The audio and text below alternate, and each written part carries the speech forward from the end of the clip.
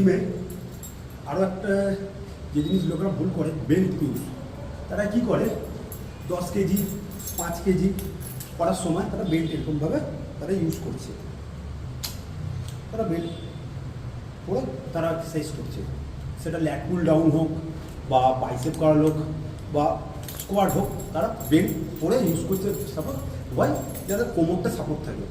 তো আমরা বাড়িতে যখন জলের বালতি তুলি 20 কেজি বা একটা জলের ড্রাম তুলছি 20 কেজি, তখন আমরা কিন্তু আমাদের পশ্চারটাও মেনটেন করি না বা দেখিও না যে আমাদের পিঠ মানে আমাদের স্পাইন আর্চ হয়ে গেছে কিনা, আমাদের হিপ হিঞ্চ হয়েছে কিনা, সেটা আমরা দেখি না। কিন্তু আমরা একটা জলের বালতি তুলে নিলাম বা একটা চালের বস্তা তুলে নিলাম, সেই জায়গা থেকে আমরা খেয়াল করি। কিন্তু জিমে এসে আমরা কী করি, আমরা কোমরের সাপোর্টের জন্য আমরা বেল্ট পরে নিই।